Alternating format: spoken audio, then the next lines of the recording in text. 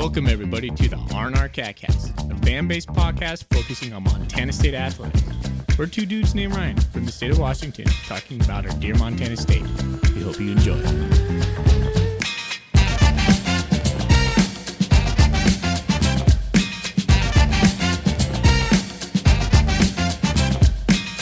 All right, welcome back, Bobcat fans. Thanks for joining us on another episode of the RnR Catcast.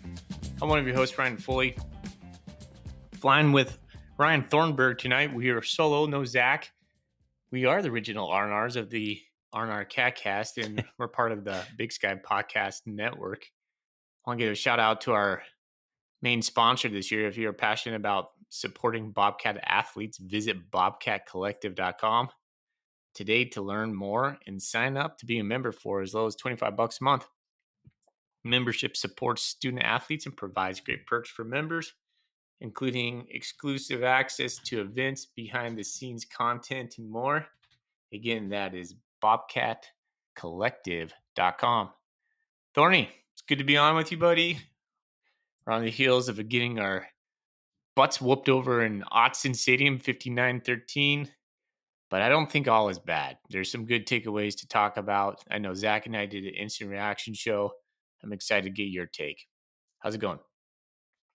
It's going well, man. It's Wednesday, recording a little bit later than normal, but yeah, it's good to be on and to kind of get into our first, feels like our traditional episode. What we started doing this podcast about recapping a football game and talking about the next football game.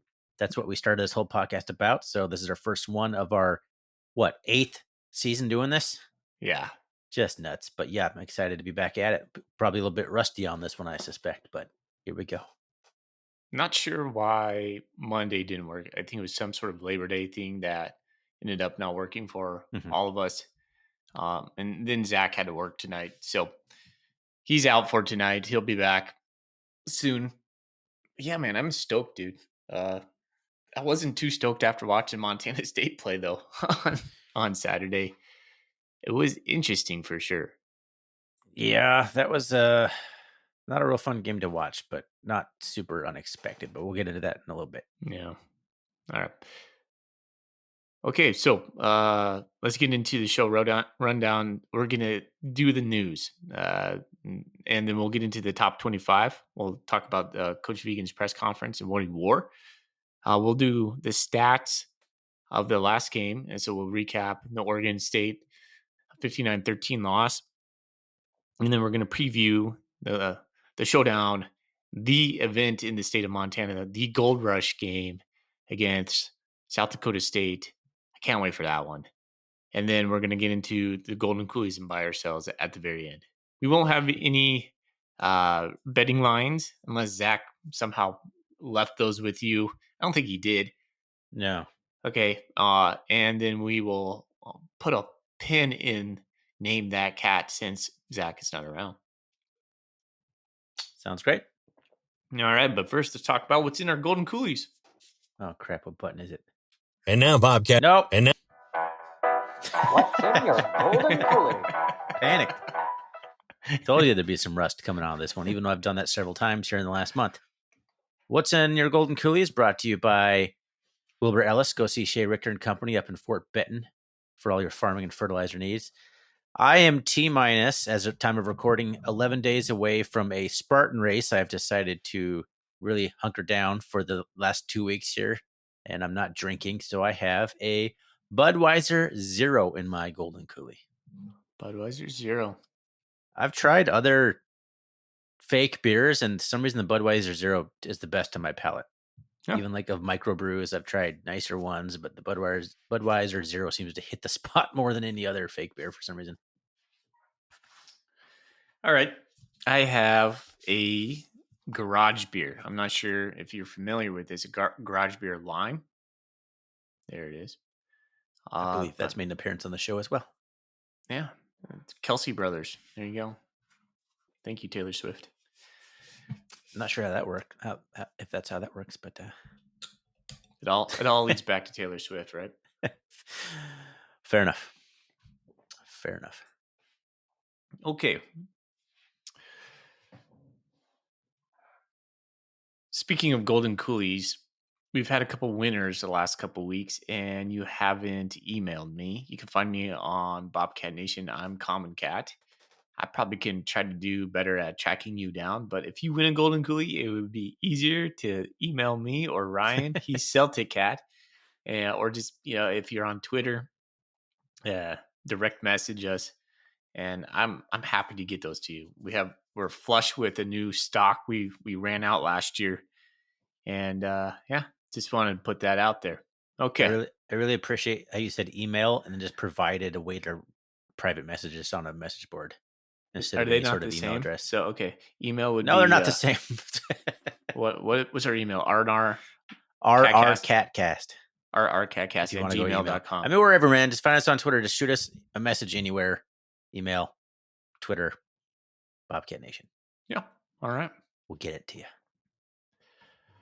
Fully. Some news. I don't think there was really all that much news. So unless something came up on your end, but I didn't put anything the press in my conference notes. was on Monday, and there was no updates on the injury front, and I haven't seen anything today to say otherwise. So Taki Yu and then Neil Daly, but both were on the depth chart coming into this week. So assuming either Coach Vegan's lying, which he doesn't seem to be, like that's not his MO with these depth charts in the past, I just assume that means good news. I think the Neil Daly one was a stinger, and I think Taki was an ankle.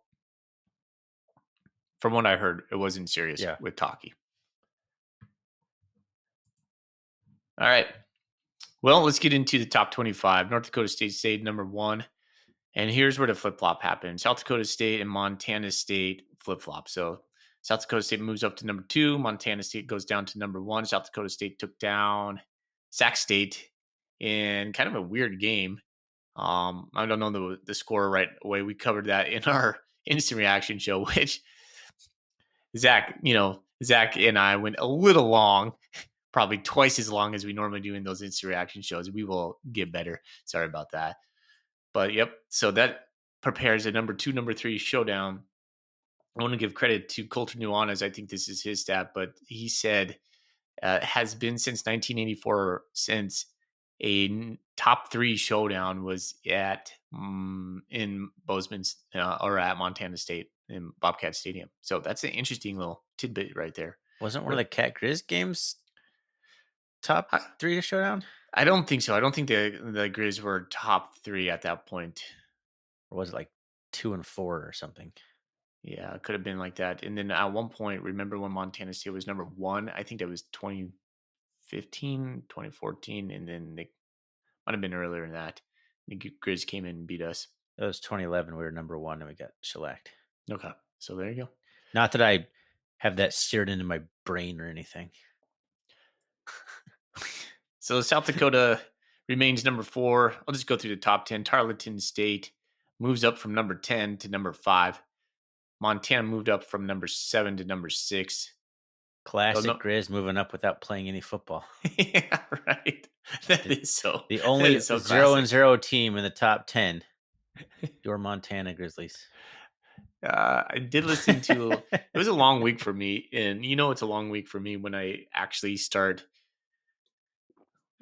watching a little bit of like Bobby Hauck's press conference. Gosh. I don't think there's a long enough week in history that would cause me to do that.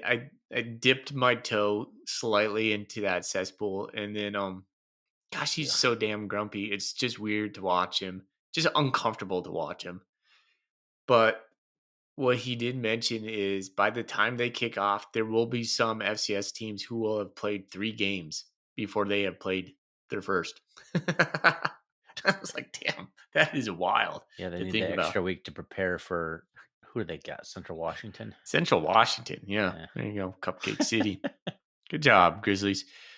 UC Davis is number 8. They stayed the same. Rhode Island, number 9. And Idaho moved from 12 to 10 with a near loss over in the Palouse. The biggest move, it looked to me, was Tarleton State moving from 10 to 5. I'm not sure who Tarleton State played. Do you have that in your brain? Yes, they beat the They beat Army. Okay. Yeah, there it is. They have an FBS scalp. Let's take a look through the remaining of the top 25. Sac State drops from 15 to 18 after losing at South Dakota State. Northern Arizona holds at number 19. North Dakota, a former part of the Big Sky, they went toe-to-toe with Kansas State, lost by 3 points, I believe. And they went from non-ranked up to number 20. Southern Utah makes an appearance at number 24. That's about it, though. Receiving votes. No other Nobody down there that I see. Big Sky teams. All right, so there you go. Big Sky Conference representatives in the FCS stats poll are Riley Cochran, Tyson Rogers, and Larry Weir. Ugh. I like Larry Weir. I have a lot of respect for Larry. He is a phenomenal play-by-play announcer for Eastern Washington. I think Cochran does a good job too. He's just so schmoozy when you get him, talking about the greatest that we just kind of poke at him a little bit. So, No, don't give him any credit. no, okay, all right. Not in the mood to give anything Grizz related any credit because he hasn't even called a game yet. 0-0. Okay, so that's the top 25. All right, let's get into the press conference. All right, Thorny, and I listened to it. Let's start off with what Coach Vegan is wearing. Foley and Fisher. And now, Bobcat fans, it's time for F&F Fashion Watch, brought to you by Foley and Fisher, the only two that seem to really care what Brent Vegan is wearing at his press conference. All right, thank you, Russell. Coach wore a window-paned deep navy suit, a press gray shirt, a navy tie with a gingham check. No pocket square, no baloney. Gingham? Yeah. I don't know what that means. I know. Color? It's the pattern. It's the check pattern. I sent you pictures of all these. Yeah, I told you to study. You sure did. I feel like that scene in Super Troopers where he's like, say Team Ramrod. Like, yeah. It's like, I held up the sign. He's like, oh, yeah. It's pretty much me right now. Like, oh, yeah. You should see me watching these, man. I'm on my phone and I'm trying to like pinch it and blow it up. And my wife is like, what are you doing? Like, why do you want to look at Coach? Like, I'm just trying to see if there's a pattern on his suit. She's like, you're so stupid. Can you run a video or a picture analysis through Chat GPT and it'll tell you exactly what you need to know? Yeah, I guess so, man. Yeah, I should start doing that. Just let AI cut out the middleman here. Yeah, let AI become a part of this show in the worst way possible. Or the best way possible. I don't know. Well, just for the record, there's no AI involved in this show, people. You probably figured that out by now. Robots can't come up with this creative genius. No. Okay. I did gain some information from Coach this week. Last week prior to Oregon, it was a snooze fest, but I kind of get the feeling, and you said you watched it, Thorny. Let me ask you this. Do you get the feeling that Coach is just more comfortable in his own skin being the Bobcat head coach than you've seen him in a long time? I don't know. It feels comfortable. He's felt comfortable to me for a little while, I guess. Okay. Maybe I'm just more used to his flavor, his brand. He just seems like, he's solely in charge of this thing, comfortable. I don't know why that came to mind. It's just his demeanor on the press conferences made me think that. So, yeah. I was definitely calm, cool, and collected. Yeah. He said, we got tested right out of the gate, and that was good for the program. But he says we got to right the ship. He knows what's coming up this week. He knows it is not lost on him that we're playing South Dakota State and what that means. I think these guys know that, the number 2 playoff spot, the number 1, number 2 seed could be on the line with a loss against these guys.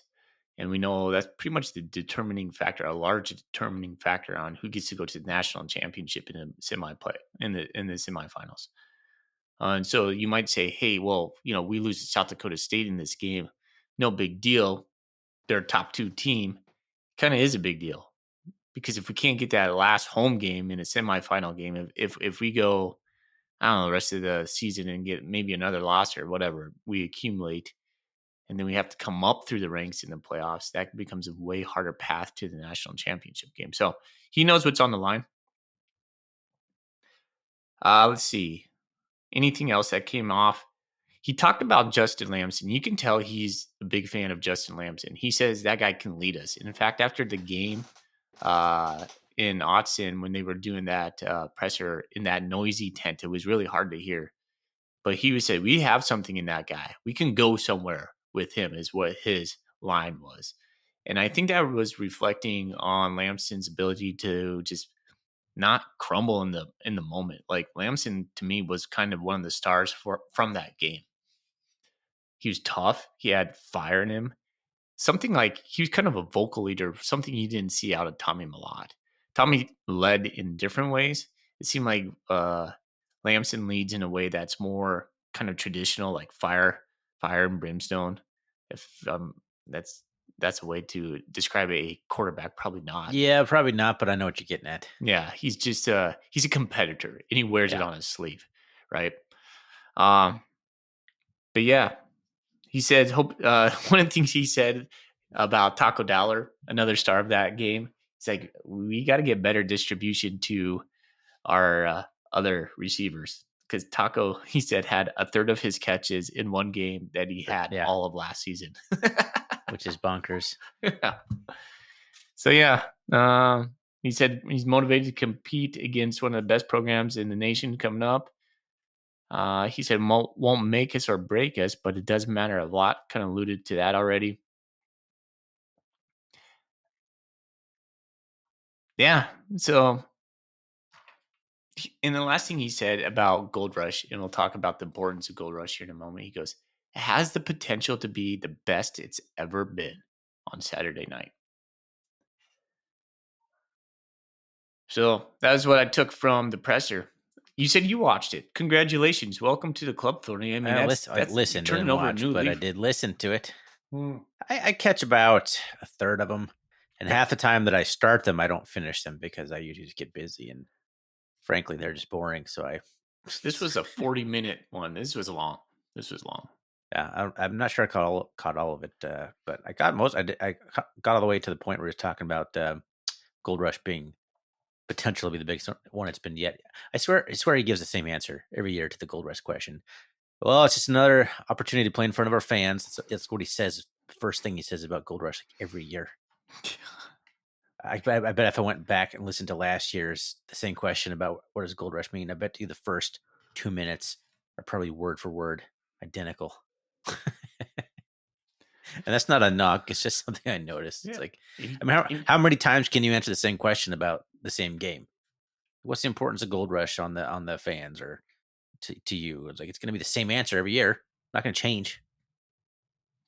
I haven't heard enough about the importance of Gold Rush this year. It feels like it hasn't been emphasized in the media I've been consuming. And I think that is a disservice. I think it needs to be glazed more, as the boys say. It is an elite atmosphere. Absolutely. Yeah. Anyways. Yeah. I don't get to go. I was hoping to try and pull that one out this year, but it's not going to happen. Alrighty. So that's it on the presser. So moving on, let's get into what do we do next, Thorny? I mean, historically, we would have at some point done the Big Sky Power Rankings, but those aren't around at the moment. I don't know if they will be. Do we just get into the stats? The stats. Stats time? Stats time. Let's do it. We never did a jingle for this, did we? No. But we do have a read. We do have a read. Yes, I was going to get to that, but I was just trying to do it. Is there a button I hit for this? There's not. Nope. But yes, stats. Proud to announce once again for the 2025 season is brought to you by Pronghorn Wealth. If you haven't looked at the stats on your company's 401k since Jeff Choate was head coach. Reach out to Kendall at Pronghorn Wealth to benchmark your current plan fees. Visit pronghornwealth.com today to get started. Kendall's a good guy. Reach out to those guys and they'll take care of you. The stats on this game, let's get into it. Your Bobcats go down 13-59 in Eugene, Oregon at a raucous Autzen Stadium, which is pretty cool to watch the Cats play in that environment. Now, the result's not so cool, but it was a cool environment to watch on TV. The Cats managed 17 first downs to Oregon's 29. The Cats were just 3 of 12 on third down, and I want to say at one point the Cats were 0 of 7, possibly 0 of 8 before they finally got one. Like the Ducks were 7 of 10. It felt like we could not get them off the field at any point. Fourth down, the Cats were 1 of 2, and Oregon again 2 of 2 because we did hold them to. We got them to 2 different times where I thought we could get off the field. They converted both times. It was a day of conversion for Oregon. The Cats defense could not get off the field. 244 total yards for the Cats, with 198 of that being through the air on 23 of 31 passing for 6.4 yards per pass, and just 46 on the ground for the Cats on 27 attempts for a measly 1.7 yards per carry. I know there's adjusted stats that may show a better stat without sacks or whatever, but that's at the end of the day, that's what ESPN is telling me, and that's what it felt like when I was watching it. Oregon had 506 yards of total offense, 253 through the air on 19 of 25 passing for 10.1 yards per pass, 253 rushing yards on the ground on 39 attempts for 6.5 yards per carry. The Ducks committed just 3 penalties for 29 yards. Or the Cats had a bit of a struggle in the penalty department. 7 penalties for 54 yards.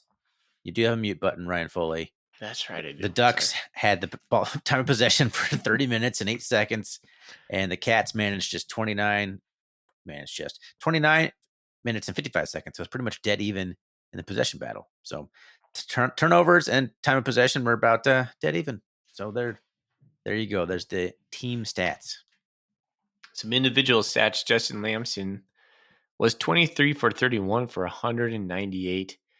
0 touchdowns, but also 0 interceptions. Julius Davis had 5 carries for 16 yards with a long of 9. Adam Jones had 9 touches for 15 yards with 1 touchdown. Late in the fourth quarter, Taco had himself a day. 12 catches for 107 yards with a long of 24.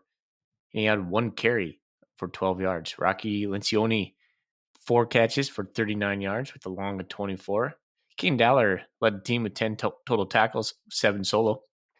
Chase McMillan had 8 total, 5 solo. Cole Taylor, 7 total and 5 solo.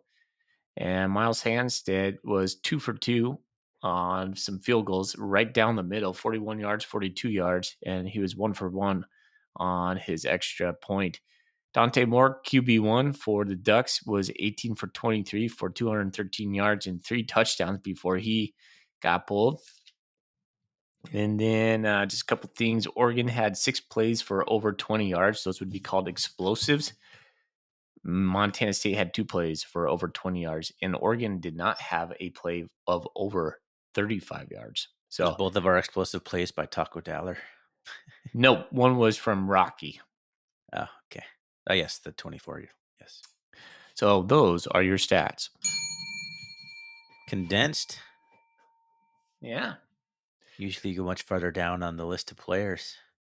I do. There was not a lot to be had when we were talking about our offensive stats because we just didn't run the ball. We had 46 yards of running, and Taco Dowler caught pretty much all of our passes. I mean, the lack of stats is a stat, fully. Yeah. Not a single running back had a rush for more than 10 yards or more than 9 yards. So no Taco double had digit. 1 for 12, but he's not a running back. No, sure. He had the little sweep or whatever. But really rough day running the ball. And look how many Oregon running backs or players had rushes in this game.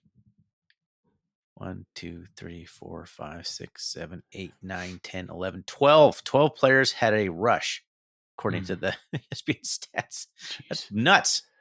That is nuts. I mean, one of them's a quarterback, but still just crazy. Do you remember buy or sell last week? We were buying like 200 yards rushing, 200 yards passing, and I think you bought passing. Or no, you bought rushing but sold passing, and I just did the opposite. Well, we're both wrong. Well, I was pretty much close. 198. It's not 200.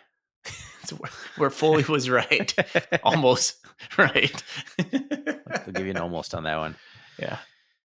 Yeah, I don't know. I was hoping that the Cats would have a better showing running the ball. That's our bread and butter. You would think that even against an elite team like Oregon, who had an insane defense and insane athletes everywhere, their defensive line will be the best the Cats will ever play, possibly ever. Possibly ever, yes. Possibly ever. That's not hyperbolic. I was talking to guys on the text string today. I'm like, I think Oregon might be the best team I've ever seen the Bobcats play against. Yeah. Just from a pure talent standpoint. Insane. It's like the Monstars out there. It was bonkers. The new NIL thing is just absolutely ridiculous. They consolidated so much talent there. Coulter said that their NIL budget just for the football team is around $41 million. Montana State's athletic budget for everything is like between 26 and 29 million. No, it's like the payroll, basically. Their players are getting paid. Oh, every single one of them. More money than our entire athletic department's budget is. I mean, this is not my thought, but this has been said over and over again in multiple media accounts. Like, the thing that was just different was, okay, you expected their front line, their starting 22 to be those guys. Their backups are the same. They're just waiting in the wings. They're still 4 and 5 star recruits. Yeah. But they'll transfer out. Or they won't because they're getting big They paychecks. get paid so much, yeah. Yeah. And that's just like, so Phil Knight, we read online this week that like Phil Knight's he's 87. He wants to win a national championship. He said this. He wants to win a national championship. He only wants to see Oregon win a national championship before he dies. He's opening up the purse strings. He said, pay what we need. And then that squabble with Gundy over at Oklahoma State with Dan Lanning, and Dan saying just like, yeah, we do pay our players to win. That's what we do. This is what a program looks like when you pay players and you want to win. And I hate it. It is. I mean, it's interesting. It's interesting, but it just gives you like kind of a vision of the future to me. Like this solidifies to me that at one point there will be a break off of the top tier FBS doing their own thing. They'll probably have it's going, like Zach and I talked a little bit about this. It's going to feel like the AAA of college football. The top tier of the minor leagues, essentially. And then you will have the rest of the FCS, kind of the bottom half of the FCS, and probably the top half of the FCS kind of, meet together and form some sort of championship subdivision, again, for lack of a better word, and we'll have our own playoff. But this is just you're starting to see it because, right? Like, think about the top 5 teams in the FBS, how much better they are compared to everybody else. How many talented players is the SEC and the Big Ten just sequestering across the nation because they can pay them? It's just not equitable for everybody else. No, I mean, there's always going to be guys that would still rather play than get paid. But a lot of them are going to stay. Like, I'll be a backup for a year or two. Give me $500,000 a year. Sure. Dude, and I can't really hate because, like, I'm a fan of Ohio State. My dad went to Ohio State. I get it. Like, if you and I, if we were doing this podcast and we went to Oregon, we would love this. We are flush with talent, and we'll pay you whatever you want. Come, let's go win a national championship. No, Mikey Ryder made a good point on Coulter's podcast too about, like, I mean, Montana State's in a similar boat in the FCS. We have better resources. We can provide better benefits to players than someone like some random Southland team, or something like that. So it's totally, we're kind of in that boat. Maybe not quite of a ridiculous sense that we're not just throwing out millions of dollars to everybody, but our resources are that much better. And as a fan, you enjoy it. As a fan of a team that doesn't have those resources, you're like, this isn't fair. This is stupid. How come we need to level the playing field? I don't know. It's one of the reasons I never liked Major League Baseball. it always seems like the bigger payroll you have, the better you're going to be. So the richer your owners are, the richer your club is, the better you're going to be. And I've always just hated that about baseball. Yeah, and they're predicting a strike in a year to kind of not become to not allow the Dodgers do what the Dodgers are doing right now. Why? Thorny, so didn't the Yankees do that forever? Yeah, I mean, it's just been building. It's just So it's the same thing. If there's no leveling thing as like a salary cap, then whoever has the richest donors is going to be like the best program. And that's just not fun. Not as fun. Which brings me back to the question about like, how did you just feel about playing Oregon? Like when we were playing Oregon, like how did that sit in your cockles? I mean, it was disappointing watching us just get boat raced in that way. But then you like really look at it. It's like, I don't think the Cats played particularly bad. They were just completely outmatched in every single possible way you can be outmatched in a football game at every position. Every wave of backups and player at Oregon is just head and shoulders above what we have on the field. It's hard to explain to somebody like the guys I teach with who I'm having coffee in the mornings are like, dude, Cats got their butts whooped. I'm like, yeah, but like, it's weird to say we actually didn't play that bad. They're like, what? You lost 59-13? And I was like, yeah, it's weird though. Like you walked away from that game thinking, man, there's some stuff we can improve upon. Like, and I was like, I was optimistic. Go back, listen to the instant reaction show. There's definitely a lot of positives that I took from it. Even so, it's just I think Oregon's that good.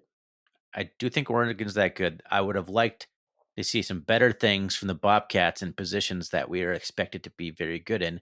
And some of the questions I had going into the season that I kind of poked you and Zach a little bit about our defensive lines can be so good. I'm like, but why?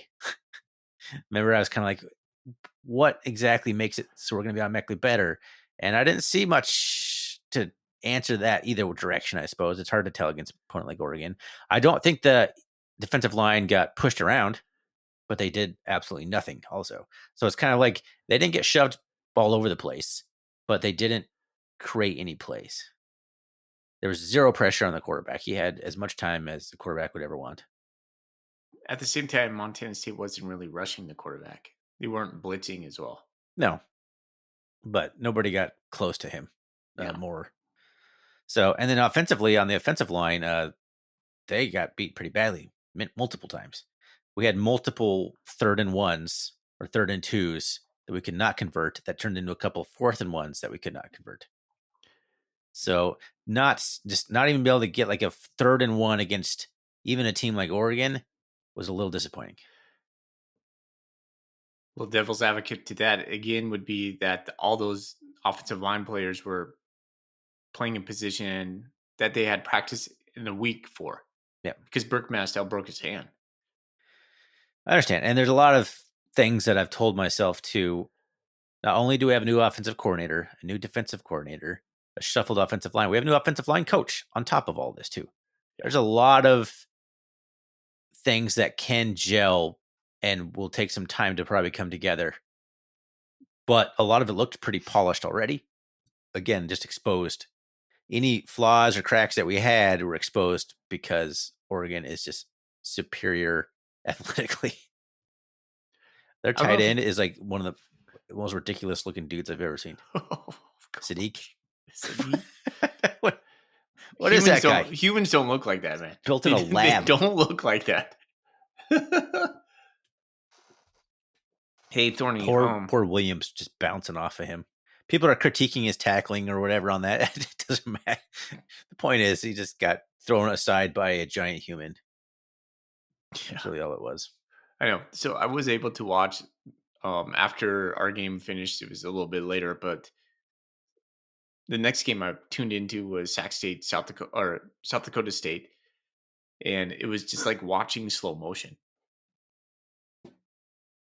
I don't know if I'd go that far. Well, for me, it was just like size and speed. You're like, oh, that looks different than what I was just the last 2 hours watching. Well, yes, it's not going to be that for sure, but I don't know. I don't want to go down that road where no one's going to be as good as Oregon. Maybe they won't have the athletes, but they're going to have athletes. They're No, I'm still not going to saying have. I'm not saying South Dakota State's going to be a pushover or Sure. something that we're just going to wax, but it just doesn't give me as much solace, I think, as it might be giving you, I guess. Okay, fine. So give me something good that you took from the game. I think Justin Lamson is a dude. And it's not just the physical tools. I thought he had a good arm. I thought he had good timing. I thought he was late on his second throw. I remember watching that play, but I was like, then he just got better and better, I think, as the game went on. He got comfortable. He looked comfortable out there. And I texted you and Zach this as well. Like, it's a difference watching a guy play quarterback that's been playing quarterback his whole life. That's all he's done. And clearly that's like what his skill set is. They just look different. Like, I love Tommy Mellott. This isn't a comparison against Tommy Mellott. It's not a knock on Tommy Mellott. Tommy Mellott was an athlete who played some quarterback. I think Lansing was just a quarterback. He kept his eyes downfield. I think he has really good footwork. I think he has good patience. I liked what I saw. But on top of all that, it just looks like a dog, as they say. Yeah. I liked his mentality. He was not rattled at all at any point in that game. And he was fired up. He was getting on his guys a little bit here and there. I think you want that from a quarterback. He just seems like he's more vocal, which I like too. Mm-hmm. It's hard to tell. It's a small sample size, and of course, we're not getting behind the Oregon receivers, so we didn't even get to see like a deep ball. I'm sorry, behind the Oregon defensive back, so we didn't get to see a deep ball or anything like that. But I liked what I saw from Lamson. Yeah, anybody trying to compare him to Tommy, it's just not apples to apples right there. It doesn't matter either. It doesn't matter. Yeah. It's just a different thing to look at. Mm-hmm. Yeah. I don't think we showed much. We were down so fast that everything kept vanilla.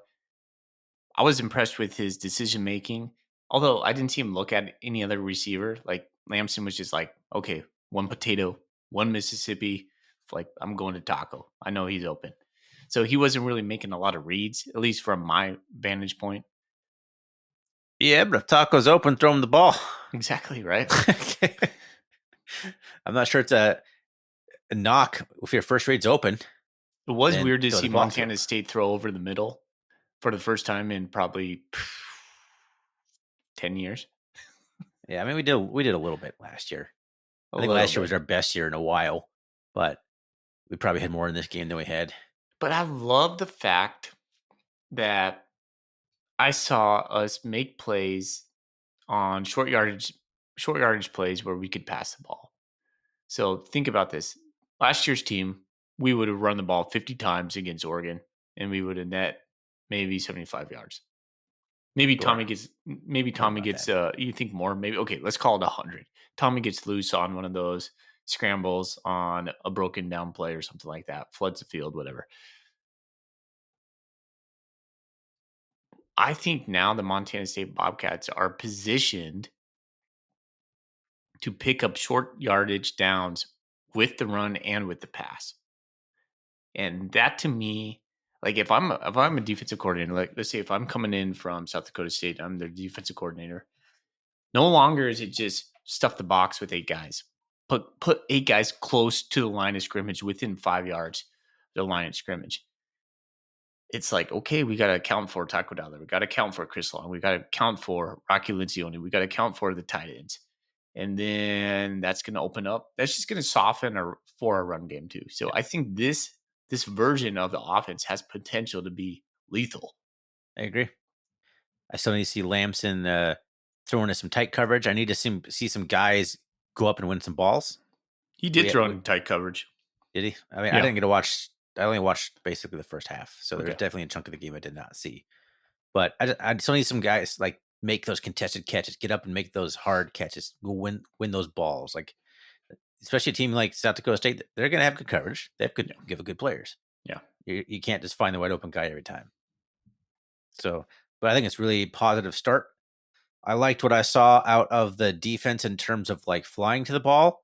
Yeah. And being in position to make plays, tackling, it's hard to tackle an elite team like Oregon. So I'm not going to nitpick too much on the tackling just yet. But I like the way we swarmed the ball. I like the what I saw from the energy. maybe some out of position sometimes, but again, new defensive coordinator, new players here and there. It's going to take some time to come together, but I think we have talent, and I came away not too worried about our secondary. That might be one of my biggest takeaways. Yeah, so I'm going to agree with everything you said on that. And this build on that. It seemed good. Like I forgot how good Caden Dowler was, how much of a difference he made. Yeah, he's a difference maker. And I liked what I saw at Chase McMillan quite a bit. Yeah, our defensive backs. All you heard all week from everybody's like, oh, they're poor tackling. What I saw was they were scrappy as hell. They might have had bad pad level. That's something they could learn. But the fight that they had. They were willing to make the hits, though. They were there sticking their heads in the mess. 100%. Not all cornerbacks like to do that. Yeah, 100%. 100%. Yeah. You know what else I liked about our defense is even though we were down 59-13 going in the fourth quarter, guys were still playing with pride, dude. Tatum Gray's out there just laying a hit, and you're like, damn, he's just pumped. we're getting smoked. Jace McMillan had some tackles where you're just like, whew. It was like Drew Polidor-esque, where he just sheds a block, and you're like, he goes underneath their star Sadiq, their tight end, sheds a block and makes a tackle in the backfield. You're like, wow, that's pretty cool. So yeah, super stoked. If anybody in the secondary can make those plays a couple times a game, I feel like we've been kind of lacking that a little bit. So that'll be pretty impressive. So yeah, I agree. I like what I saw of the defense in general, especially the secondary, and felt better about the linebacker situation after, was it Cole Taylor? Yeah.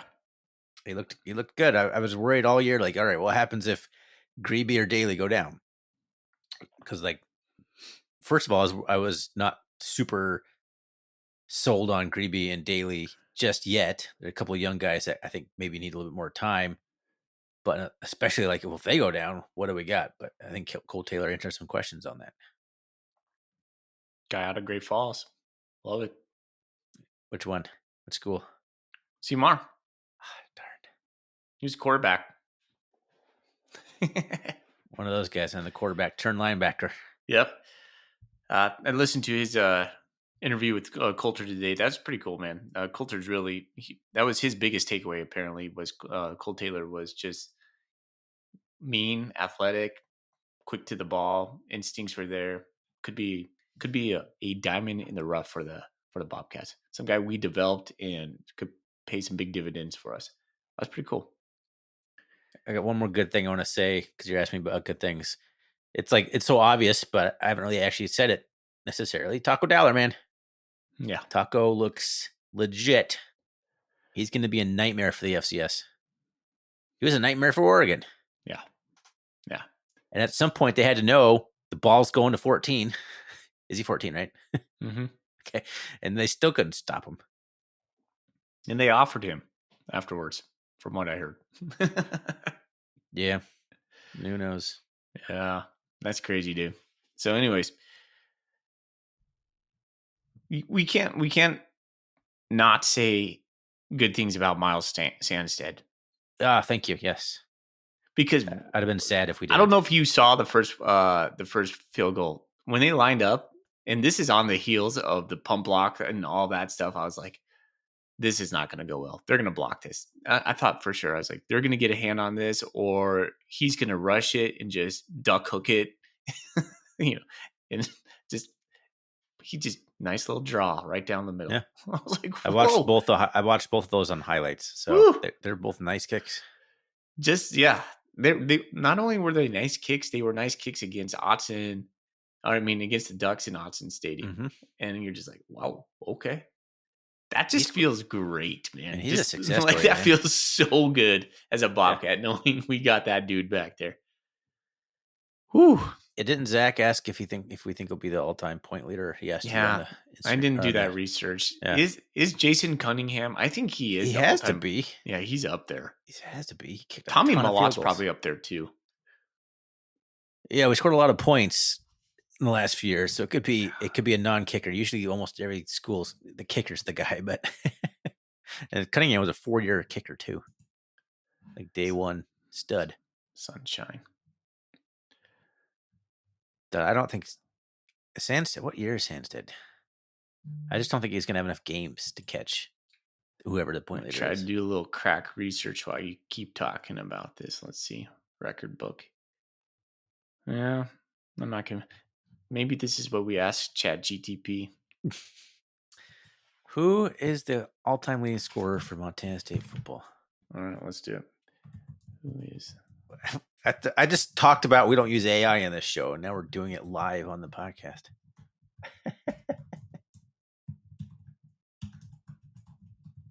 We're not asking it to help us with the. I'm just using content, Gemini, Google AI. No, that didn't show me what I needed to do. Yeah, it didn't. AI overview didn't give me the stats I wanted. It said Julius Davis. It's not Julius Davis. Yeah, we'll have to do a little bit of research on that. You're asking about the leading scorer in Montana State Bobcat football history, and that honor belongs to Jason Cunningham, the legendary place kicker. That's what ChatGPT just told me. There we go. The Somehow that was in my legendary head. place kicker. Legendary place I kicker. mean, he is. He led. That just feels so corny to have it say that to me. 359 points. Yeah, Sansid could probably do that. I think he's a sophomore. I don't know how many points he has. Where's that? We're gonna score a lot record of tracker on? touchdowns. Where's the record tracker on BN? Someone's always got going. That's a good point. Why don't you check Bobcat Nation? Oh, someone's got it. Someone's got it. We're spending a lot of time on this question. Yeah, there it is. Stanstedt's got 135 already. Cunningham's had 357. He's got a ways to go. He's got a couple years. He could do it. Tommy's third. Cody Kirk is second Cody Kirk was second, huh? Interesting. at 292. So Cunningham has 306. Or I'm sorry, 100 and. Gosh, I can't do math right now. Is Ryan Johnson on that list? He is not. Okay. But Troy Anderson and Sean Chambers both are. Sean Chambers? Uh-huh. No way. At number 9. Huh. Right? Isn't that crazy? Here's a question for you. Is Glessner's 4. Yeah, so I was thinking about this on the ride home today. Is Justin Lamson the version of a quarterback that Vegan just kind of loves? Because I think that the quarterbacks Vegan has groomed, think of Chambers and then, what's the guy for the Bills? I can't think of his name. Josh Allen? Josh Allen. Talk about I mean, total brain it's fart. that classic, like, more prototypical type looking guy, I guess. Yeah. He's not as big as maybe some other guys, though. Because isn't Lamson only 6'1" or something? Not sure. I don't think he's that big. But yeah, I think he plays kind of more like what I think Vegan's looking for. Mm-hmm. I don't know. I think he's kind of a hybrid, though. I think he's definitely more athletic and can run the ball. I think we'll see a lot more running from Lamson as the year goes on. Yeah. He'll And easily people get are saying, 500 yards on the he's ground, I slow. think.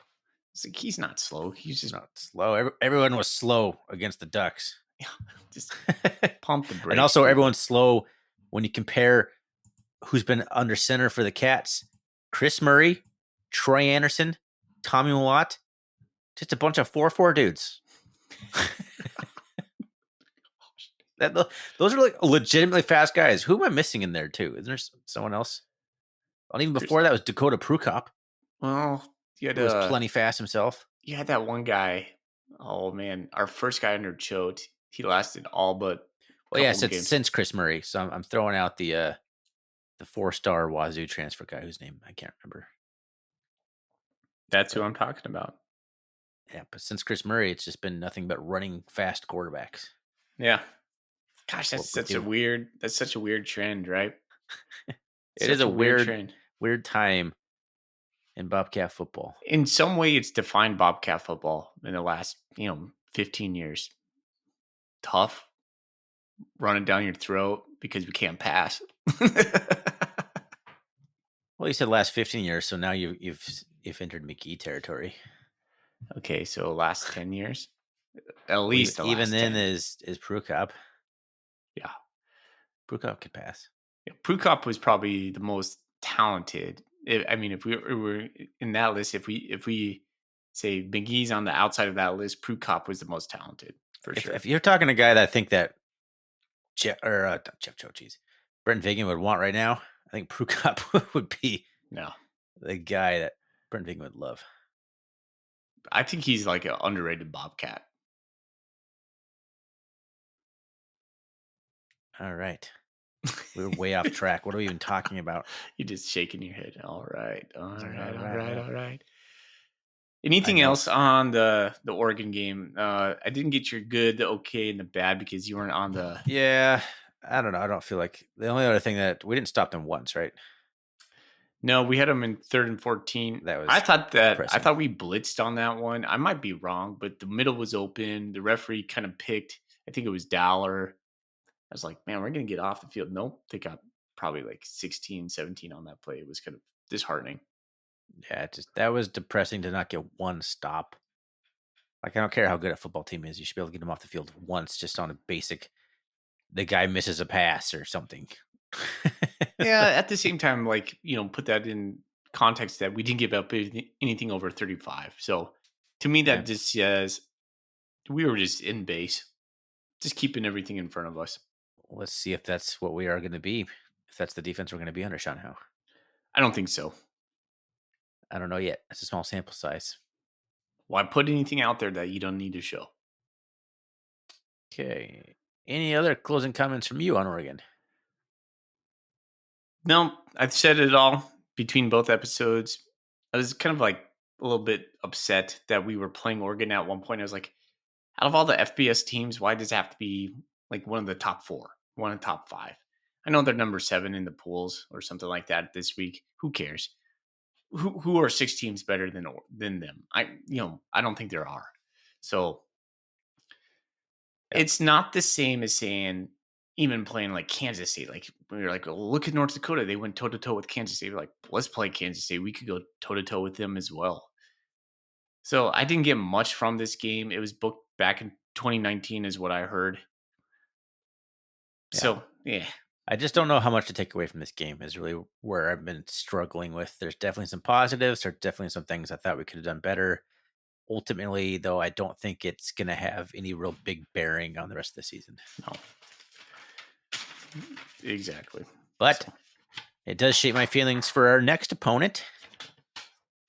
You ready to transition to South Dakota State? Game preview? We have another ad read for this. Yes, Woo! Brought to you by Madison River Brewing. What? Crack open Montana with Madison River Brewing. Inspired by the rivers we fish and the places we love, our beers are brewed for adventure, for friends, and for stories worth telling. Find Madison River Brewing wherever great beer is sold, or come straight to the source in our tap room on the Frontage Road in Belgrade. Madison River Brewery. Yeah, Madison River Brewery, the Montana beer. Nice. Happy to have those guys on for the season. Number two, South Dakota State. Coming into Bozeman. Gold bad Rush. Blood, man. Just bad blood. But it's on Gold Rush. I mean, if there's going to be a time we ever get them, this is it. What do you want to talk about first in this game? I want to talk a little bit about their performance against Sac State, I think. Hold on. Before we even do that, I want to give you a buy or sell. I only wrote 2 this week because I was hyper-focused on Gold Rush. I want you to really think about this. Is Gold Rush, buy or sell? Gold Rush is a top 20 atmosphere in college football. I mean, I'm going to buy it. I don't think I know 20 environments, so I feel pretty ignorant on that question, but I'm buying it all day. Yeah, I would too. And I tried to be objective on this. I think this is known for listeners of longtime podcasts. For Ryan Foley, it doesn't get any better than Gold Rush. It hurts me not to be there. It is so damn special. It's when Montana State still has summer in the air, and you get to see Bobcat Stadium. Yeah. Electric. First game, everybody's in gold. Sold out. You got what? Our stadium holds 17,777. There's going to be close to 25,000 fans in there.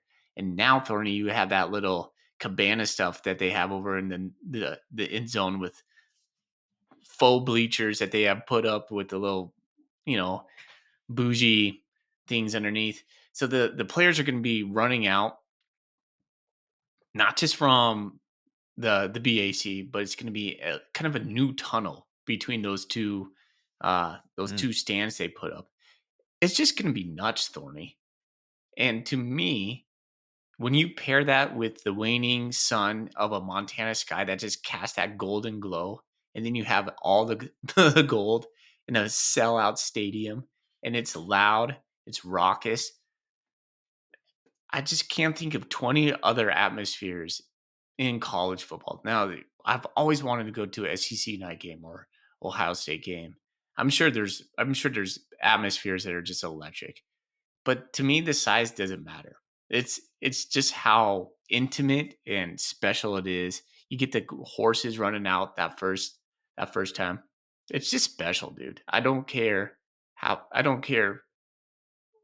Put anybody from across the United States into that atmosphere, they're going to say the same thing. To me, it's like it's not a rivalry game. It's not. There's probably specific better environments like that are rivalry games, like big games, where it's like it doesn't matter who the opponent is. Yeah, it's the first game. It's always going to be raucous. It's always going to be a sellout, and it's always just going to be the biggest thing there is. And I don't know. I think that's what makes it special because it doesn't matter who we're playing. There can be bigger ones, but like this year, it's going to be a huge one. But it doesn't matter. It'll be Mercyhurst. It might be the best show that the state of Montana has to offer. And I would say that even above the Cat Grizz.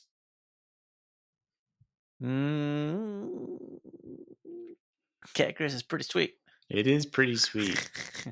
It is pretty sweet. But yeah, you're right. Gold Rush just has its own special thing going. It's its own thing. It's warm. It's taken on a whole life of its own since it started. You have the energy of being back to school, which is like, how much would you pay to go back and be a freshman again? A sophomore, a junior, a senior. Senior season at Montana State. I don't get very nostalgic or stuff like that or missing things, but I would love that. That would be up there. That'd be up there. That'd be one of the things that would be up there. Sure. Be 21 again. Go back and do it all over. That'd be so much fun. Yeah, can't argue with that. And now we get to play the Jackrabbits, a team that we have some history and we need to even some series up against. I mean, even if we win these against these jokers, it's not even going to be close to evening the series. No. But we need to start somewhere. We got to start stacking some wins against the DSUs. Yeah. By yourself, playing a DSU gives you the nervous feels. This less than maybe ever, but in general, yes. Yeah. In general, yes.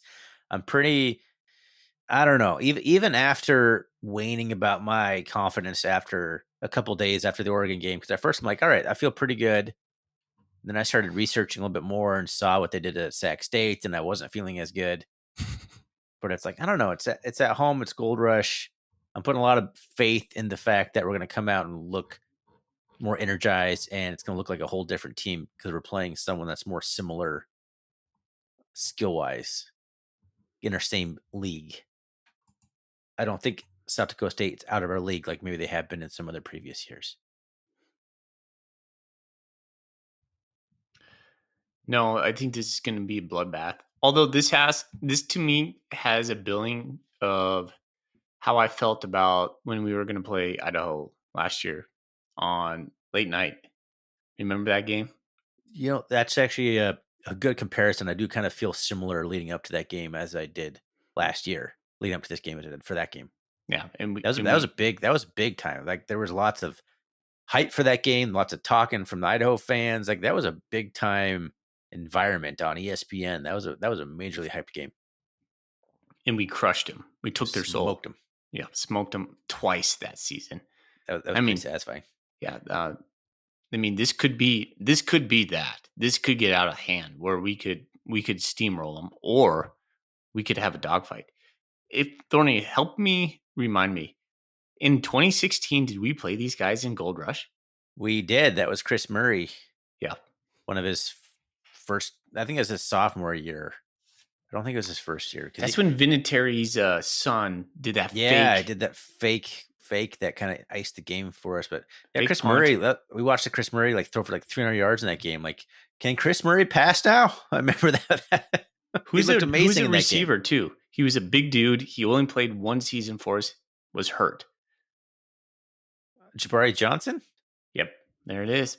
I knew you would remember. Yeah, Gosh, that guy you're was so good, man. He was good. He got hurt for his second year. Didn't end up playing. That guy was a stud. Yeah, I forgot about him. He was a guy you could just throw the ball to him. He's probably going to get it because his hands were the size of watermelons. He's a big guy. Some guys just look big on the field. You could say 6'2", 220. It just looks different on a lot of different people. He looked all of it. Yeah. All right. So you want to get into a little preview with South Dakota State? Yeah, I mean, that's kind of what we're doing. We're kind of just spitballing here. Okay. I don't know. I was pretty impressed with what they did to Sac. I have no idea what Sac's going to be. Sac looked like they have some dudes from the highlights I watched, but South Dakota State dominated this game. The stat sheet is ridiculous. So they have a first-year head coach, Dan Jackson. Dan Jackson is a SDSU alum. He had coached there already. Previously, he was the defensive coordinator for Idaho last year. So he was in Bobcat Stadium twice last year. So he knows. Yeah. The OC is Eric Eidness. I'm not sure if I'm saying that right. And DC Brian Bergstrom, both of who are familiar with the program's culture and systems. So it's interesting. They did have a couple Sac State guys join their program. Mason Brossow, who is, I think, a linebacker. And then one of their running backs. Let's see. What was his name? I'm not sure. Anyways, their transfer, Julius Luffridge from Fordham, is their big-time running back. He had, I think, 153 yards last week against Sac State. And then they have a guy who's been waiting in the wings to play behind Gronowski. His name is Chase Mason. He's a big dude. He's a big dude, and he's got really good running ability. Yeah. He's a guy that's not. I mean, Gronowski could run. He can make things happen with his legs, but not to the tune of Chase Mason. Chase Mason's more of a potential to take it to the house kind of looking guy. Yeah. He's over 200 pounds, 6'3", something like that. The Sac did kind of fluster him. When they brought pressure, they did fluster him. Well, I was a little bit impressed with Sac's defensive line. They were getting. Did I read that they sacked Mason 7 times? That's what it says. I'm not sure that sounds like a lot. It does sound like a lot, but some of it can be explained, I'm sure. But it's still they were definitely causing some problems, and yet South Dakota State just completely dominated this game.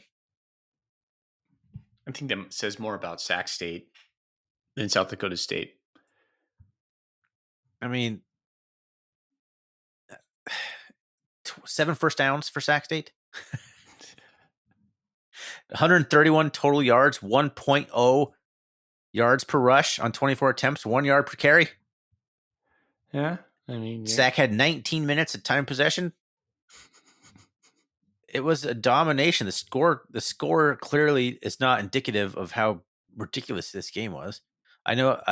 South Dakota State missed 2 field goals from the highlights I watched. So I guess Sac maybe bowed up a little bit when they needed to. SDSU was only 5 of 15 on third down, so I think that was the saving grace. As Sac State could at least get off the field a couple times. But I don't know. It was a pretty daunting performance. One of those weird games where the stat doesn't maybe reflect it, but it definitely made me a little bit more nervous when I kind of watched some film a little bit on this. I'm like, all right, South Dakota State they kind of look like South Dakota State. I think their defensive line is their strength. So they return quite a few guys that. Yeah, they got a Buchanan Award watch guy, Kobe Claiborne. Who's their? I'm blanking on his name now. Their head coach that went over to Washington State. Jimmy Rogers. Yeah. So took everybody.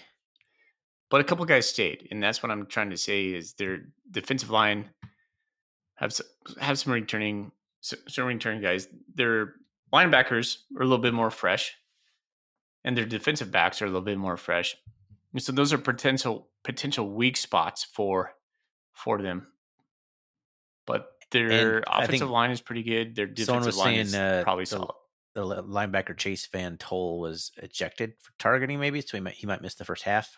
I think somebody was saying on Bobcat Nation, but I mean, yeah, they're a lot of ways are kind of like the Bobcats. They're replacing some big time names, but they still have some names on the list, and they looked really solid to me. Yeah, long story short, they still look like South Dakota State. Yes, correct. Yeah. What does it mean to win this game, and what does it mean to lose this game? I think it is more impactful if we win. It's less impactful if we lose a little bit, because it's so early in the season. You have so much time to right the ship. Like we go 10-0 after losing, going 0-2, and right in the playoffs with like possibly a 3 or 4 seed. Yeah. That in that scenario, but winning it, it's like it feels very. What am I trying to say? Like it would just kind of show where we are, where we've come. Like all the questions about losing Tommy Millott and some other talent and some coaches and everything, all the question marks anyone had coming this season would be like anything. You'd almost answer anything if you beat South Dakota State at home. You'd be feeling really good, and it set you on a nice trajectory. Losing you'd have to bounce back from it and kind of figure things out and get right. But having that under your belt gives you that chance at the top 2 seed. So I don't know. I think it's a impactful game. Losing it doesn't derail your season, though. It doesn't. It makes the rest of the season feel like, man, we can't lose another one. Yeah, right. It does put a little bit of pressure on, perhaps. Whereas winning, but so does winning. Yeah. So, winning this game, you're like, oh man, okay, you feel really good. Then you're like, okay, we got San Diego, Mercyhurst, Eastern Washington. I mean, and then basically I feel like Montana State could roll until very end, whereas UC Davis and the Grizz. So this is like a big hurdle, and then in the lion's share of our conference schedule, barring a lot of weirdness, I think Montana State should be pretty good through that. And you also need this game for a little bit of a strength of schedule argument. Yeah. You can't lose to like the one top 10 team you're going to have. Maybe the Grizz or Davis eventually, but it is weird. You got to win these games, man. You have to win these games if you want to be that elite program. Yeah. And we have new coordinators at both positions, new quarterback, lots of new players, lots to be said. But I think the Montana State is at a place where they're just reloading with talent, and we don't have to worry about. I mean, it takes a little bit of the worry out of my analysis of this game, where a couple of years ago, if we played this game, we're like, holy cow, I don't know. Hope some Gold Rush magic happens. I think Montana State's at a point now where we have such a culture, we have such deep recruitment, and we seem to keep these players for the most part. Yeah, I like Montana State in this game. I think, mainly because it's Gold Rush, to be honest with you. Well, it's just nice to have a game at home and not in December also. So it'll be nice temperatures. It'll be a raucous crowd. I think it's potential for a buzzsaw for South Dakota State, but they also have a very good potential to come in here and just knock us down again. Yep. So I think it's going to be a very competitive game. I think it's pretty evenly matched. If you put my feet to the fire and say which way would I think it might go in terms of I don't know. I think it's more likely that MSU runs away with it than SDU runs away with it. So I do think if South Dakota State wins, it won't be by more than a couple scores. It won't be a blowout. No. I think MSU has the chance to possibly steamroll. But, this is a different MSU team, and they got to kind of show that they're capable of kicking the teams when they're down, like getting that steamroll going that the Cats were so good at last year. Like things would just get away from other teams so quickly because the Cats could just score so quickly and so explosively. I don't know if the Cats can do that yet. It's hard to know. I wish this one was on ESPN. We haven't seen much of the offense.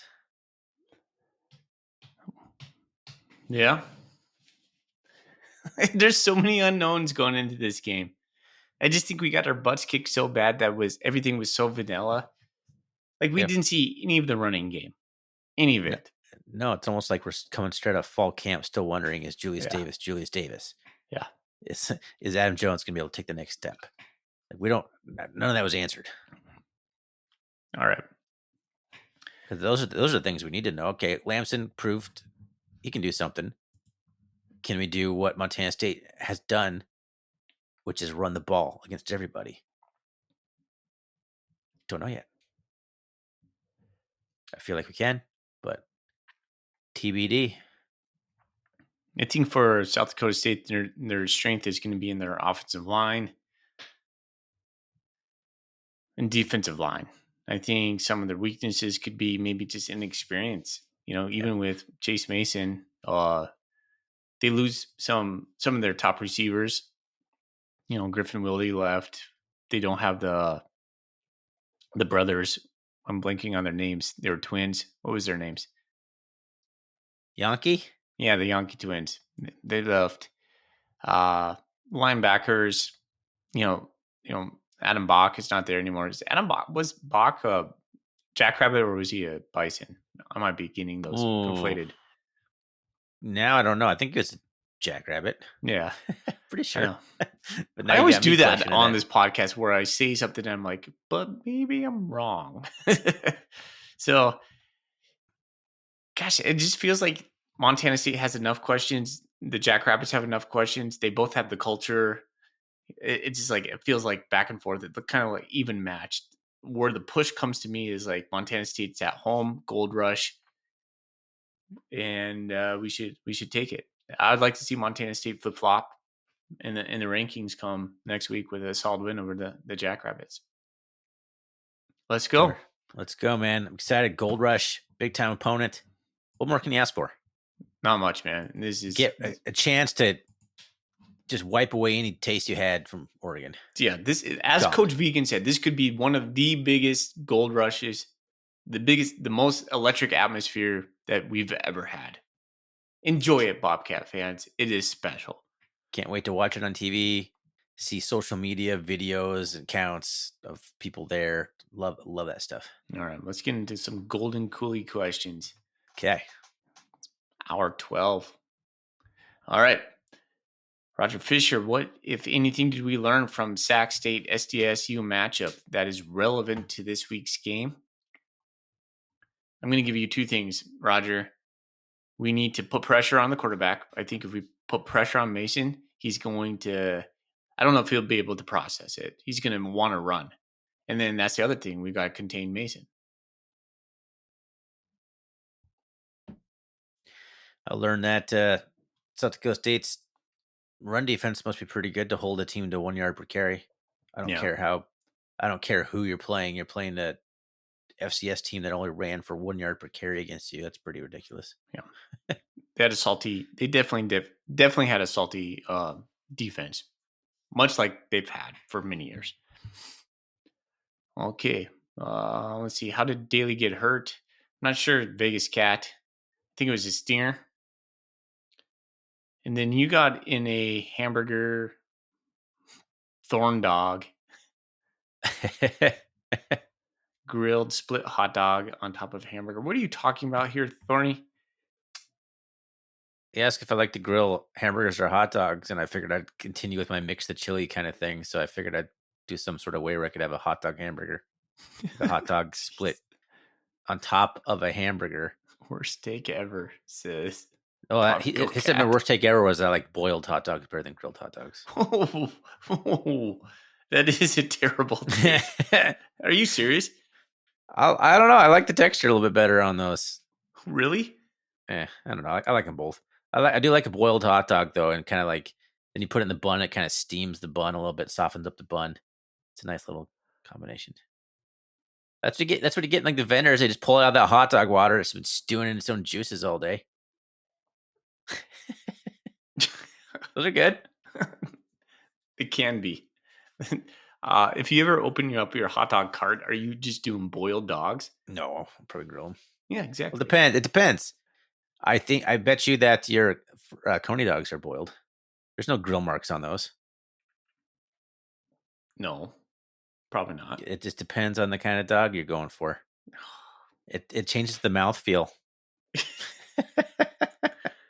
So there's grill dogs, and then there's like on like a hot surface, kind of like a black stone. I've never done a dog on that.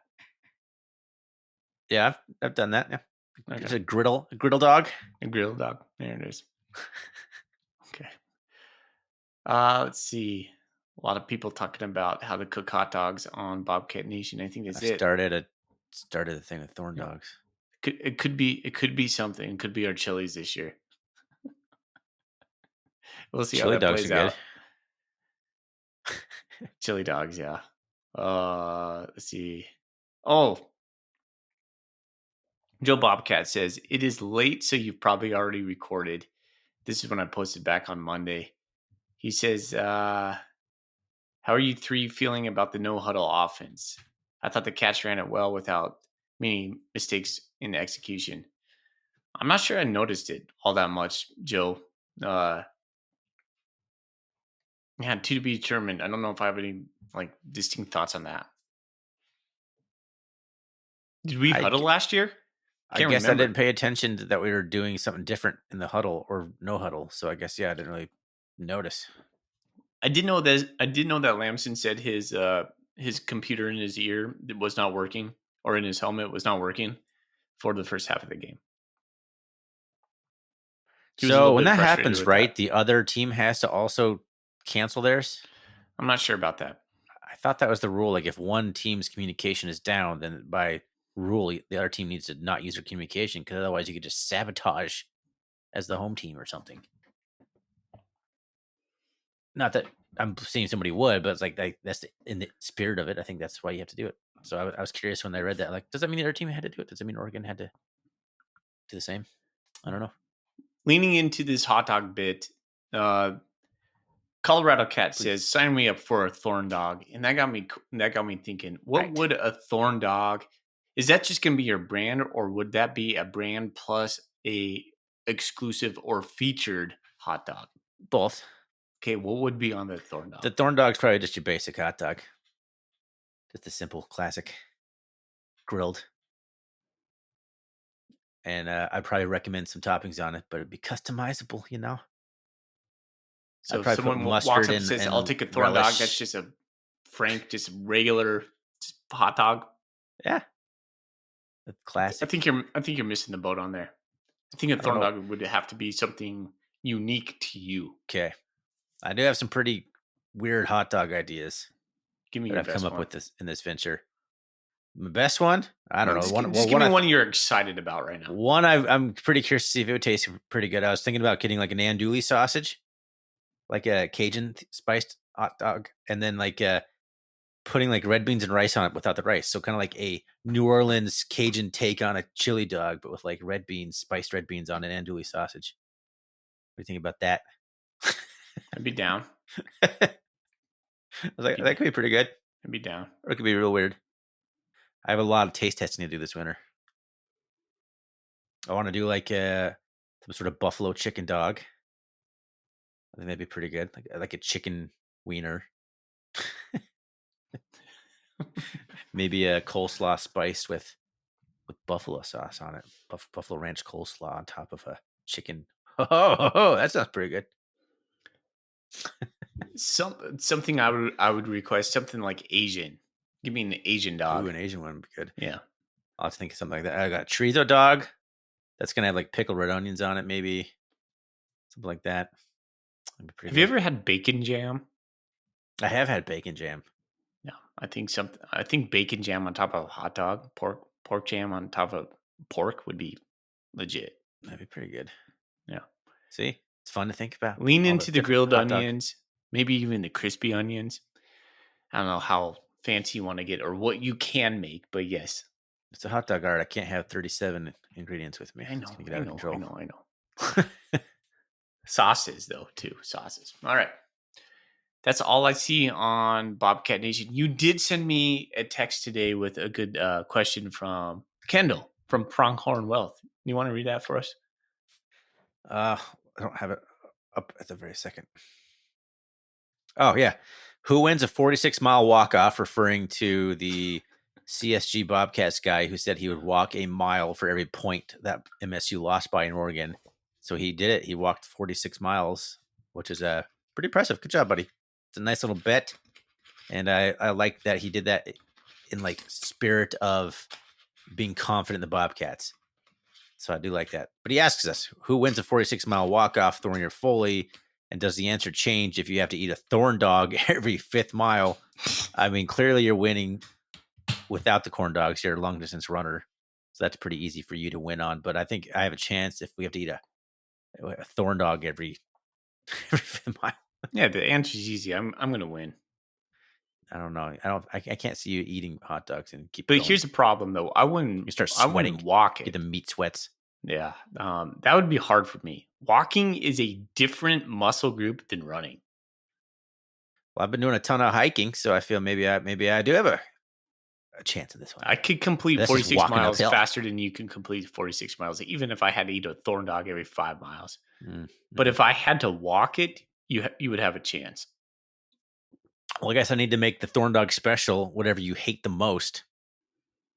Find something that fully hates in hot dogs. I'll make that the thorn dog, and then you'll have a real hard time. Yeah. I'm not going to tell you what I hate, though. All right, I think that's it, dude. No, I got a ton more golden coolie questions. Oh, sweet. All right. We got some time. All right. We got an emailed one, which I rarely even check our email. I apologize if people have been emailing me and I've been ignoring you. I have not been ignoring you. I just don't check my email very often. Jonathan Dupea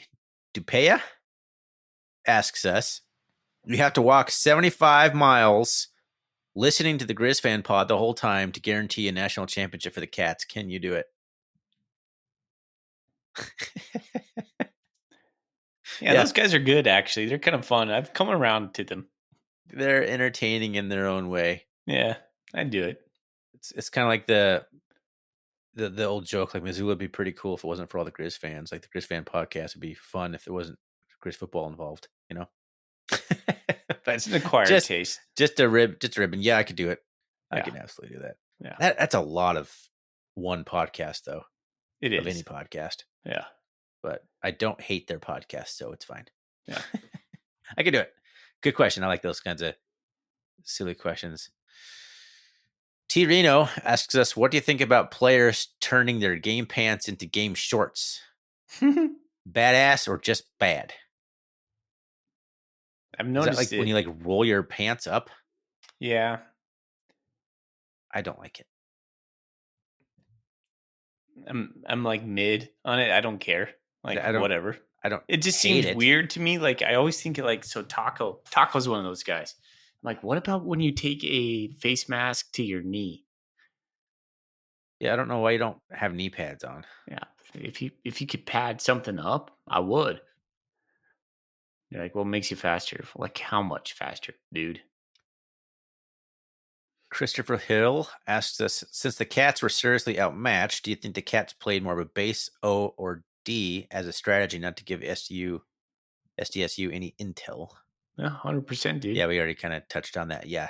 You think that? I guess I haven't waited on that. I'm not sure I agree with that. I think the Cats saw they weren't going to do much, but I think you'll definitely see a lot more, I guess. We'll put it that way. You'll see more than you saw against Oregon. So I'm not sure if it was because they were trying to hide things from SDSU or just realized the game was out of hand, so might as well just get out. I don't know. It's a good question. Christopher Hill, thanks. Alec Nice, our old buddy. How high does going to Gold Rush rank on the list of things that make me wish I still lived in Montana? Pretty high. Yeah. I mean, Bobcat football in general is probably top 2 reason that I wish I still lived in Montana. The other things he said are for consideration are Cat Grizz games, craft breweries, the endless outdoor activities, and no sales tax. I did buy some running gear from REI when I was in Montana last month to avoid some sales tax. I could have easily bought from REI here. Saved myself 8.8%. Ugh. I don't know if people know that in Montana. 8.8 in my neck of the woods. So I go to Montana and save 9% on everything. It's pretty nice. I do love the breweries. I do miss the breweries in Montana. That's why I always come back with lots of Montana beer. But that's probably possibly more nostalgia than anything. Yep. Is the beer that good? I don't know. Doesn't matter. It is. It is. That's the answer. Bobcats Football Blitz asks us, if the run game struggles again, will the passing game with Lamson be good enough to win? See, this is what I've been thinking about. This is a great question. I think so. I think it can be, but So if we rush for cannot 50 yards against the Jackrabbits, can we win? What's that? If we rush 50 If yards, we rush for like 50 yards, it'd be interesting. The answer is maybe, but we had 200 yards, but it was like we didn't stretch the field. So I'd be interested in like what Thorny said early on in this episode. Can we stretch the field? Can we go deep?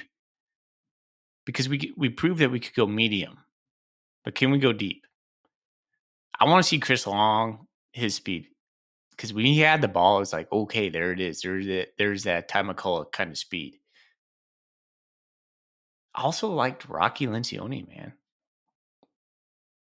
Jacob Trimble almost had a sick catch. And so did Chris Long. Did you see Chris Long's almost one-handed back shoulder fade? That's pretty epic. Oof, man, that would have, yeah. It was pretty, it was special just watching it. And you're like, man, it was so close. But yeah, that would have been sweet. So would it be a good sign? It would not be a good sign if we cannot run against the South Dakota State.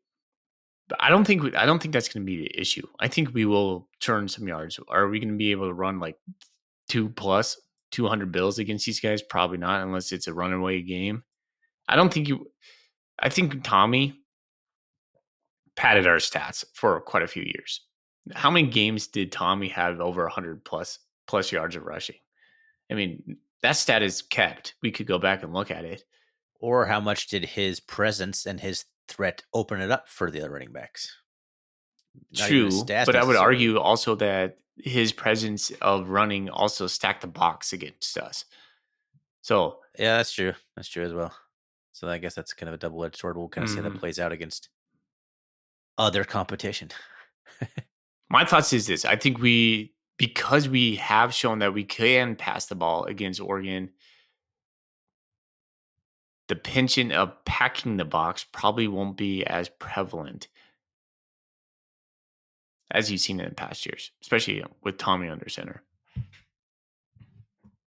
I agree with that. So we'll look different. There'll be less RPO stuff.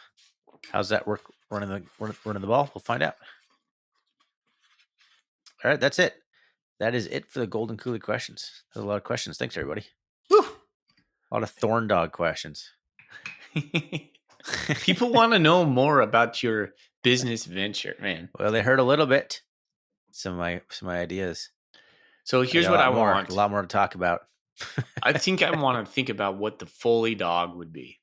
So if I was to make a dog, I'm not going to say anything right now, but I'm going to come up with a recipe. I'm going to bring it to you. Yours would be a Japanese dog with that sauce that you like. Here's what I think we should do this season. We should solicit. Okay, Golden Coolie questions. If you have nothing else to offer a Thorn dog recipe. What would your dog be? Yes. That's what send it in. Give us your recipes. With the notice that I possibly might use this in real business venture. So you're not getting any royalties for it. Yeah, you're not getting a dime about this. No, I'm not. I'll give you credit. Maybe I'll name it after you or something. Yeah, and if you show up, you'll still have to pay for it. No, if you come out and get one for free. I'll give you one for free. But I'm not giving you a percentage of every one of these. Are you like actively searching out hot dog stands on like eBay? And I've been looking. I've been picking around. Nice, man. I like this. This is actually a real thing. Okay, here we go. Here we go. At the moment, we'll see how Not last, but Can you do like the blue and gold dog?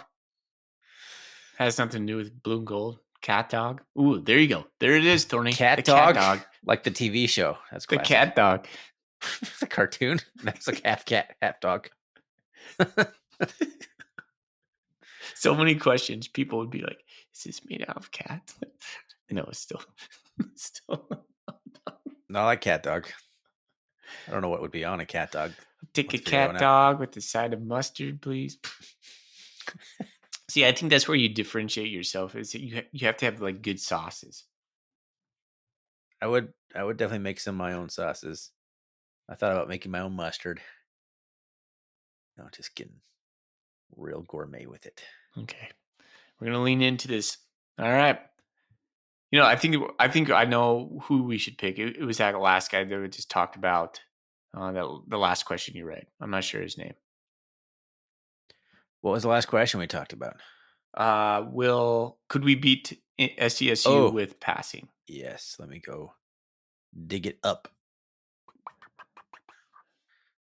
That was Bobcat's Football Blitz, kind of like a fan account that I've seen pop up on Twitter. So, all right.